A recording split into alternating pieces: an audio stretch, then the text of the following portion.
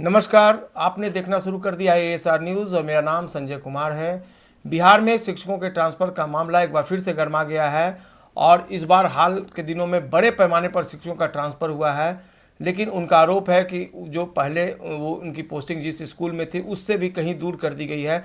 ऐसे में जो ASR न्यूज़ को जानकारी मिली है, कई शिक्षकों ने नए विद्यालय में अब तक योगदान नहीं दिया है और ऐसे में शिक्षा जो विभाग है वो काफ़ी सख्त नज़र आ रहा है। इस पूरे मसले पर बात करने के लिए हमारे साथ सीनियर जर्नलिस्ट डॉक्टर लक्ष्मीकांत सजल जी हैं।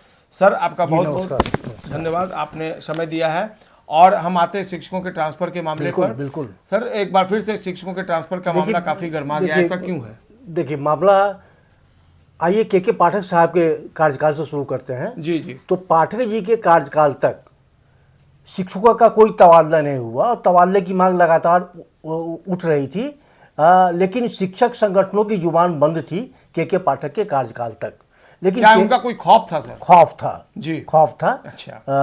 तो जैसे ही के पाठक का कार्यकाल समाप्त हुआ, यानी वो यहाँ से स्थानांतरित होकर चले गए दूसरे विभाग में और डॉक्टर एस सिद्धार्थ ने अपर मुख्य सचिव की कुर्सी संभाली, तो उन्होंने ट्रांसफर की दिशा में काम करना शुरू किया और शिक्षकों से आवेदन मांगे। कुल 1,72,000 शिक्षकों ने तबादले के लिए आवेदन किए और अब तक की जो स्थिति है, अब तक 46,000 शिक्षकों को छोड़ दीजिए, तो 46,000 को छोड़ के बाकी सबों के तबादले हो चुके हैं। अंतिम जो लॉट है वो 27,171 का है। तो इन 27,000 शिक्षकों में से अभी जो तबादले हुए हैं, तो इनमें एक फर्क आ गया है। इस सिद्धार्थ के कार्यकाल में और अभी के कार्यकाल में एक फर्क आ गया। फर्क ये है कि इस सिद्धार्थ के टाइम में ये था कि अगर जिस स्कूल में आपकी पोस्टिंग हुई और आप वहां नहीं जाना चाहते हैं तो मत जाइए, आप जहां हैं वहीं रह जाइए। मतलब ऐच्छिक था। ऐच्छिक था, स्थानांतरण बिल्कुल ऐच्छिक था। योगदान दिया तो दिया, नहीं दिया तो कोई बात नहीं, बिल्कुल ऐच्छिक था। लेकिन अब भी जो तबादले हो रहे हैं 27,000 के, उसमें जहां आपका तबादला हुआ वहां आपकी ज्वाइनिंग मस्ट है, वहां आपको हर हाल में ज्वाइन करना है, यानी योगदान करने की अनिवार्यता है, बाध्यता है। इसके पीछे जो तर्क दिए जा रहे हैं शिक्षा विभाग की ओर से, वो तर्क ये है कि इस सिद्धार्थ के कार्यकाल में जब पुराने विद्यालय में रहने की अनुमति शिक्षकों को मिल गई थी, यानी आप जहां ट्रांसफर हुआ वहां ना जाए, वहीं रह जाए दोनों में, तो उससे क्या हुआ था कि उन शिक्षकों की जगह पर जिन शिक्षकों के तबादले हुए थे वो तो चले ही गए। अच्छा। और पहले वाले भी रह गए। तो इससे बड़ी संख्या में जहां से शिक्षक गए वो विद्यालय एक शिक्षकीय रह गए, यानी उसमें एक ही शिक्षक रह गए। और ऐसे विद्यालय 1 to 5 के थे, 1 to 8 के थे, तो इससे बड़ी विसंगति हो गई थी। अच्छा। तो उससे निपटने के लिए इस बार डॉक्टर वी राजेंद्र के कार्यकाल में हुआ कि नहीं, चूंकि नवंबर में ही ये मार्ग निर्देशिका जारी हुई थी, गाइडलाइन जारी हुए थे शिक्षा विभाग की ओर से, तो उसमें यह हुआ कि नहीं, अब आपका जहां तबादला होगा वहां आपको हर हाल में ज्वाइन करना है। और इसके पीछे तर्क ये है कि अगर आप वहां ज्वाइन नहीं करेंगे तो आपके जगह पर जिस टीचर का तबादला हुआ है तो वहां वो जाएंगे, तो वहां एक ही यूनिट पे 2 टीचर हो जाएंगे और इधर यूनिट खाली हो जाएगा। तो इससे बच्चों की पढ़ाई पर असर पड़ेगा और कई सारी तकनीकी बाधाएं उत्पन्न हो जाएंगी। तो इसको लेके अब तक शिक्षा विभाग अपने इस स्टैंड पर कायम है कि जिनका जहां तबादला हुआ है वहां उन्हें योगदान करना है। लेकिन बड़ी संख्या में ऐसे शिक्षक हैं जिन्होंने अभी तक संशय की स्थिति में है, उन्होंने अभी तक योगदान नहीं किया है। जैसे मान लीजिए कोई महिला शिक्षिका नालंदा से पटना आई, पटना में उनका ट्रांसफर हो गया पुनपुन। अब फुलवाड़ी में मान लीजिए वो महिला रहती है तो फुलवाड़ी से पुनपुन जाने में उन्हें काफ़ी कठिनाई हो रही है, जबकि पहले वाला विद्यालय उनका रूट पे था और वो सीधे पहुंच जाती थी। तो ऐसे बहुत सारे केसेज हैं और वो रूट को लेके हैं। तो ऑफ रूट वाले विद्यालयों में शिक्षक खासकर महिलाएं नहीं जाना चाह रही हैं क्योंकि वह रूट उन्हें सूट नहीं कर रहा है। तो ये सारी बाधाएं इस ट्रांसफ़र को लेके ये सारे प्रॉब्लम खड़े हो गए हैं। लेकिन सर, कई जिलों में जिला शिक्षा पदाधिकारी की तरफ से ये आदेश जारी कर दिया गया है कि आपको हर हाल में योगदान देना होगा, अगर आप नहीं देते हैं तो आपके खिलाफ एक्शन भी हो सकता है, इस तरह की भी बिल्कुल कोई बात बिल्कुल बिल्कुल बिल्कुल। अभी तक आप 15 जिला को छोड़ दीजिए, जी 15-23 जिले में ऑर्डर निकल चुके हैं। जी। अच्छा, हाँ, 38 में 23 जिलों में ऑर्डर निकल 38 में 23 जिलों में तबादला हो चुका जी। है और सभी 23 जिलों में वो ज्वाइनिंग का कट ऑफ डेट जारी कर दिया गया है।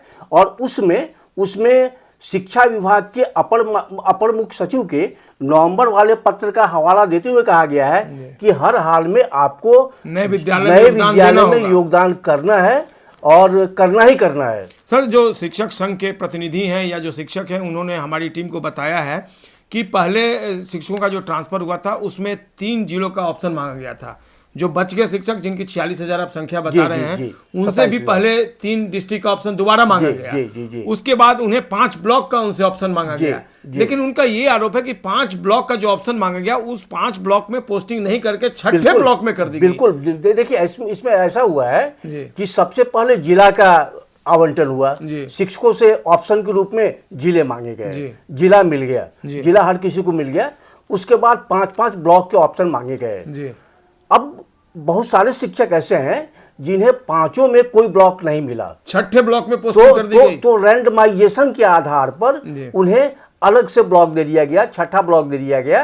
तो ऐसे मामले हैं। और चूंकि अब ऐसे शिक्षक ज्वाइन करेंगे तो बाद में इनका विदिन डिस्ट्रिक्ट जो तबादला होगा वो जिलों की स्थापना समिति करेगी और उसका मसला मुख्यालय से, राज्य मुख्यालय से नहीं होगा, वो जिले के अंदर से उनका तबादला होगा आगे चल के। लेकिन अभी उन्हें हर हाल में योगदान करना है और वो रैंडमाइजेशन के आधार पर जो ब्लॉक उन्हें मिला है उस ब्लॉक में ही योगदान करना है। आपको 23 जिलों में ये प्रक्रिया पूरी हो चुकी है और अधिकांश जिलों में शिक्षकों ने योगदान, अलग अलग जिले में अलग अलग कट ऑफ डेट है योगदान के। जैसे पटना में 16 तक था, तो 16 जनवरी तक जी। तो ऐसे अलग अलग जिलों में अलग अलग कट ऑफ डेट है और ज्वाइनिंग की बाध्यता है। अब आप कहेंगे कि अगर ज्वाइन नहीं करेंगे तो क्या होगा? जी बिल्कुल। तो इसमें चूंकि एक यूनिट पे 2 टीचर हो जाएंगे, तो एक यूनिट पे जैसे ही 2 टीचर होंगे तो एक वेतन का पैसा एक का जाएगा, तो 2 का भुगतान कैसे होगा? सबसे बड़ा प्रॉब्लम, सबसे बड़ा प्रॉब्लम ये है। और 2 में अगर भुगतान होगा तो आप मान के चलिए कि जिनका जो तबादले के बाद रह गए हैं उनका ही भुगतान रुकेगा, इसलिए कि दूसरे वाले शिक्षक जो तबादले के बाद उनकी जगह पे गए हैं उन्होंने सरकार के आदेश का पालन किया है, अनुपालन किया है, तो वेतन भुगतान में उनका पक्ष मजबूत होगा। और दूसरा होगा, क्योंकि जो टीचर नहीं गए उनकी यूनिट खाली रह गई तो वहाँ बच्चों की पढ़ाई बाधित हो गई, तो उन पर अनुशासनिक कार्रवाई का भी मामला बनेगा। तो ये कठिनाइयाँ होंगी उन शिक्षकों के मामले में जो योगदान नहीं करेंगे। हालांकि ये पूरा मामला अभी भी शिक्षा विभाग के नॉलेज में है, शिक्षा विभाग के संज्ञान में है। हो सकता है आगे चल के विभाग कोई रास्ता निकाले, फिलहाल कोई सॉल्यूशन नहीं दिखता है। लेकिन फिलहाल सारे के सारे रास्ते बंद हैं। जिनके तबादले हुए हैं उन्हें योगदान करने हैं और बाकी जो 15 जिले हैं, 15 जिलों में 12 जिलों में स्थानांतरण की प्रक्रिया अंतिम दौर में है और 5 बाकी जो 5 जिले हैं उसमें भी काम, 3 जिले हैं उसमें भी काम चल रहा है, तेजी से चल रहा है। कितने ऐसे टीचर होंगे सर जिन्होंने अब तक इस प्रोसेस से योगदान नहीं देने का फैसला किया होगा? देखिए, जैसे वैशाली में सरारा की बल्क में शिक्षकों ने योगदान नहीं, पटना आपको नालंदा में है, वैशाली में है, करीब करीब सब जगह है। और ऐसे शिक्षकों की तादाद हजारों में है। कुल मिला देंगे तो 1000 से ज़्यादा है, हजारों में है। तो ऐसे शिक्षक हैं जो दुविधा में फंसे हुए हैं। उन्हें लगता है कि ये स्थानांतरण लेके मैंने अपना हित नहीं किया। तो बिल्कुल सर, अब ऐसे में शिक्षा विभाग को अपने स्टैंड में कायम रहना चाहिए या थोड़ा लिबरल बनना चाहिए, क्या लगता है? नहीं, शिक्षा विभाग को इस मसले का, क्योंकि पूर्व में जब डॉक्टर एस सिद्धार्थ थे तो एस सिद्धार्थ ने शिक्षकों को सहूलियत दी थी, क्योंकि उनका ऐच्छिक तबादला था। और जब उन्हें मनोनुकूल जगह नहीं मिली तो उन्होंने कहा कि भैया आप चाहो तो वहीं रह जाओ।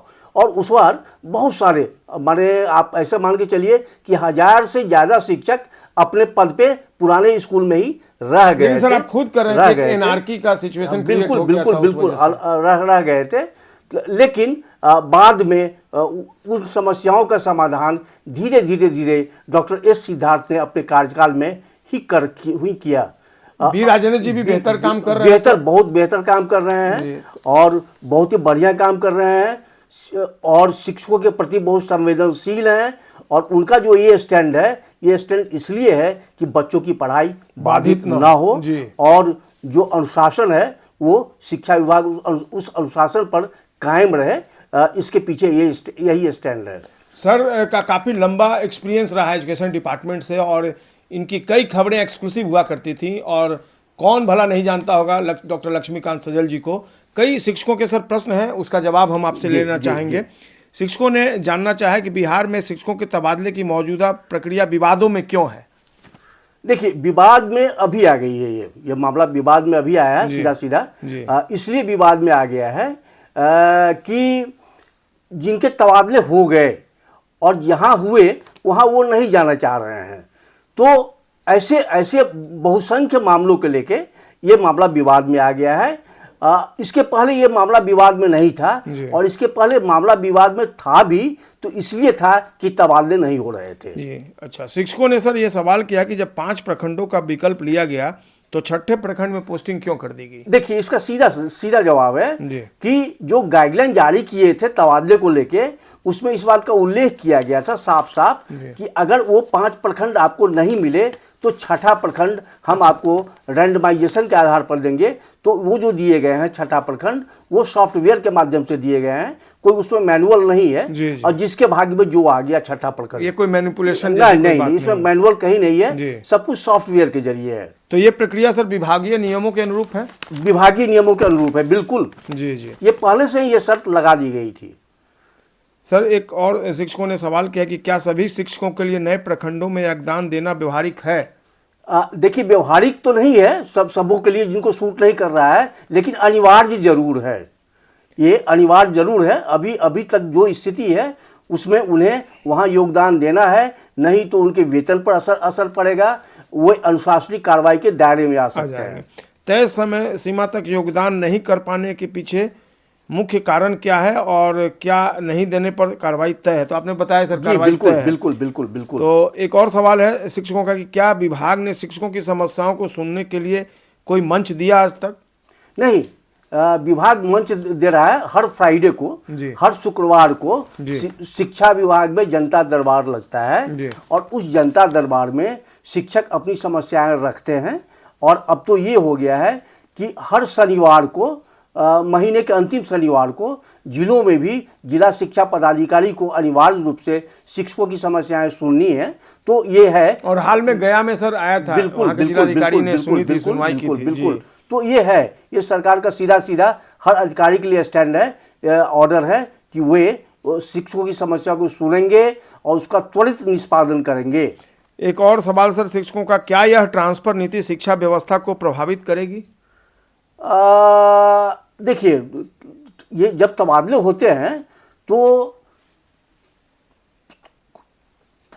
व्यवहारिक रूप से कुछ दिनों के लिए, हफ्ते कहिए 2 हफ्ते कहिए, यानी जो शिक्षक जाएंगे उनके जगह पर जब तक नए शिक्षक नहीं आएंगे तब तक तो वहाँ की शिक्षा व्यवस्था प्रभावित होगी ना। शिक्षकों का कहना है सर कि असंतुष्ट और मानसिक रूप से परेशान अगर हम रहेंगे तो गुणवत्तापूर्ण शिक्षा देने में कठिनाई महसूस करेंगे, जिसका सीधा असर छात्रों पर पड़ेगा। बिल्कुल उनका कहना सही है। इस मायने में आप जानिए कि आपको याद होगा कि 2 साल पहले जब मोकामा का एक बच्चा जो टीचर था, ये गंगा दीघा टप के जब वो दियारे के स्कूल में जा रहा था, नाव डूब गई और बेचारे की आज तक लाश नहीं मिली है। तो ये कम से कम गुणवत्तापूर्ण शिक्षा के लिए शिक्षकों की समस्याओं का निदान तो करना ही होगा, और जब तक शिक्षकों की समस्याओं का निदान नहीं होगा तब तक वे बच्चों को मनोयोग पूर्वक शिक्षा नहीं दे पाएंगे। एक सवाल सर कि यदि समय रहते समाधान नहीं निकलता है तो आगे इसका क्या परिणाम होगा। देखिए, आगे परिणाम ये होंगे, आंदोलन को हवा मिलेगी, आंदोलन को हवा मिलेगी, और जब आंदोलन को हवा मिलेगी तो विद्यालयों में पढ़ाई प्रभावित होगी।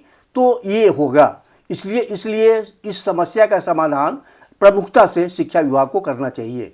लेकिन मौजूदा परिस्थिति में शिक्षकों को भी साथ देना चाहिए। बिल्कुल देना चाहिए, बिल्कुल देना चाहिए, क्योंकि शिक्षक जब तक अपना कदम आगे नहीं बढ़ाएंगे तब तक उनका भी भला नहीं होगा। तो बिल्कुल डॉक्टर लक्ष्मीकांत सजल सर ने बहुत बारीकी से इन बातों को रखा है। कई जिलों में अभी ट्रांसफ़र की प्रक्रिया चल रही है, कई जिलों में ट्रांसफ़र की जो प्रक्रिया पूरी हो गई है, कई शिक्षकों ने योगदान नहीं दिया है, लेकिन शिक्षकों का कर्तव्य क्या बनता है सर? शिक्षकों का पहला कर्तव्य है वो बच्चों के लिए है, बच्चों को पढ़ाएं, मनोयोग पूर्वक पढ़ाएं, और शिक्षक का जो रास्ता है वो तो हमेशा त्याग के रास्ते पे है, तो शिक्षकों को अपने बच्चों के लिए थोड़ा त्याग तो करना ही होगा। तो निश्चित तौर पर बच्चों के लिए आपको थोड़ा त्याग करना होगा, लेकिन विभाग सॉर्ट आउट करेगा इस पूरी समस्या को। एसीएस डॉक्टर बी राजेंद्र जिस तरीके से काम कर रहे हैं, कई सर शिक्षकों के हित में उन्होंने स्टेप बिल्कुल बिल्कुल बिल्कुल बिल्कुल बिल्कुल बिल्कुल बिल्कुल, तो उम्मीद की जानी चाहिए कि इसका भी सॉल्यूशन कुछ ना कुछ वो निकालेंगे। सबसे बड़ी बात है कि उन्होंने शिक्षकों के वेतन को नियमित कर दिया है। ये सबसे बड़ी बात है कि हर माह के पहले हफ्ते में हर हाल में टीचर के खाते में उनका वेतन जा रहा है। उन्हें बकायों के लिए दौड़ नहीं लगानी पड़ रही है, और इस पर शायद ही ऐसा कोई महीना होता होगा जिसमें 2 दर्जन से अधिक अधिकारियों पर कारण बताओ नोटिस की गाज नहीं गिरती होगी। तो ये सारे शिक्षकों के हित में किए जा रहे हैं। तो बिल्कुल शिक्षा विभाग संवेदनशीलता और पारदर्शिता दिखा रहा है, और वह शिक्षकों के मसले को लेकर काफी गंभीर है।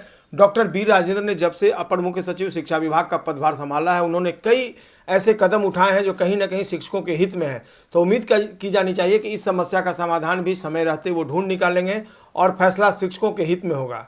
हम उम्मीद करते हैं कि डॉक्टर लक्ष्मीकांत सजल सर ने जिस तरीके से अपनी बातें बताई हैं, आप कई सवालों का जवाब जानना चाहते थे हमारी टीम से, उसका जवाब भी सर ने दिया है। और ऐसे में हम उम्मीद करते हैं कि आपको जो आपके सवाल थे उसका जवाब मिला होगा और आप संतुष्ट हुए होंगे। हम निश्चित तौर पर आपके मामले को आगे भी उठाएंगे और कोशिश करेंगे सर से, चूँकि सर का बहुत लंबा अनुभव रहा है, शिक्षा विभाग को कवर किए हैं कई सालों से लगातार, और जो आपके प्रश्न होंगे, जो सवाल होंगे, उसका जवाब हम निश्चित तौर पर सर से एक बार फिर लेंगे। तब तक के लिए नमस्कार। सर ने आपने भी बहुत समय दिया, इसके लिए आपका बहुत बहुत धन्यवाद सर।